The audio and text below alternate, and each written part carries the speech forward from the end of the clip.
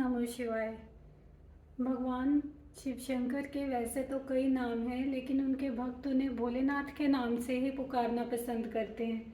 भोलेनाथ भगवान ही एक ऐसे देव हैं जिनको प्रसन्न करना बहुत आसान है, क्योंकि इनके तो नाम के शब्द का दार्शनिक मतलब ही है भोले, यानी बच्चों के जैसी मासूमियत।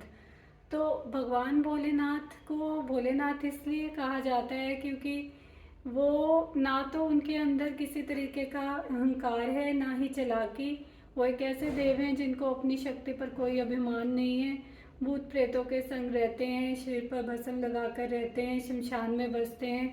तो इसलिए इनको भोलेनाथ के नाम से पुकारा जाता है, क्योंकि ये किसी में भेदभाव नहीं करते, चाहे कोई देव हो या दानव हो, ये सबके लिए समान भाव रखते हैं। तो अगर आप सोमवार का व्रत करते हैं तो आपको भगवान शिव शंकर के व्रत के फल को प्राप्त करने के लिए सोमवार के व्रत की कथा को भी जरूर श्रवण करना चाहिए। तो चलिए सुनते हैं सोमवार के व्रत की कथा। एक समय की बात है, किसी नगर में एक साहूकार रहता था। उसके घर में धन की कोई कमी नहीं थी, लेकिन उसकी कोई संतान नहीं थी, जिस कारण से वह बहुत दुखी था। पुत्र प्राप्ति के लिए वह प्रत्येक सोमवार व्रत रखता था और पूरी श्रद्धा के साथ शिव भगवान जी के मंदिर जाकर भगवान शिव और माता पार्वती की पूजा करता था। उसकी भक्ति को देखकर एक दिन माँ पार्वती प्रसन्न हो गई और भगवान शिव शंकर से उस साहूकार की मनोकामना को पूर्ण करने के लिए विनती की।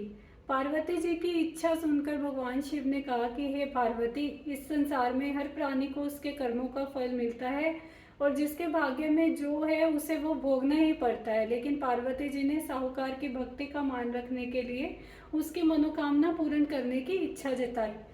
माता पार्वती के आग्रह पर शिवजी ने साहूकार को पुत्र प्राप्ति का वरदान तो दिया, लेकिन साथ में यह भी कहा कि इस बालक की आयु केवल 12 वर्ष की होगी। माता पार्वती और भगवान शिव की बातचीत को साहूकार सुन रहा था। उसे न तो इस बात की खुशी थी और न ही दुख। वह पहले की भांति शिवजी की पूजा करता रहा।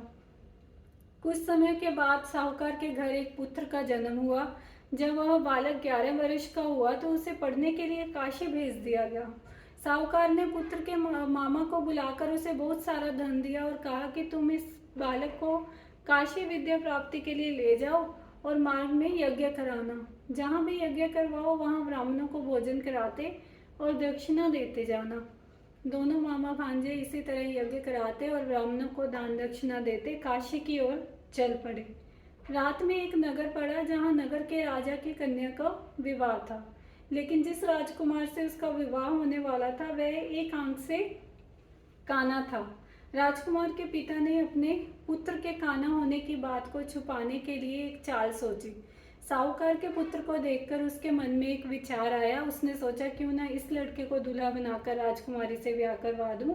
विवाह के बाद इसको धन देकर विदा कर दूंगा और राजकुमारी को अपने नगर ले आऊंगा।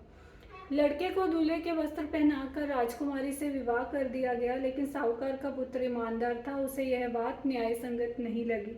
उसने अवसर पाकर राजकुमारी की चुन्नी के पल्ले पर लिख दिया कि तुम्हारा विवाह तो मेरे साथ हुआ है, लेकिन जिस राजकुमार के संग तुम्हें भेजा जाएगा वह एक आंख से काना है। मैं तो काशी पढ़ने जा रहा हूँ। जब राजकुमारी ने चुन्नी पर लिखी बातें पढ़ी तो उसने अपने माता पिता को यह बात बताई। राजा ने अपनी पुत्री को विदा नहीं किया, जिससे बारात वापस चली गई। दूसरी ओर साहूकार का लड़का और उसका मामा काशी पहुंचे और वहां जाकर उन्होंने यज्ञ किया। जिस दिन लड़के की आयु 12 साल की हुई उसी दिन यज्ञ रखा गया। लड़के ने अपने मामा से कहा कि मेरी तबीयत कुछ ठीक नहीं है। मामा ने कहा कि तुम अंदर जाकर सो जाओ। शिवजी के वरदान अनुसार कुछ ही देर में उस बालक के प्राण निकल गए।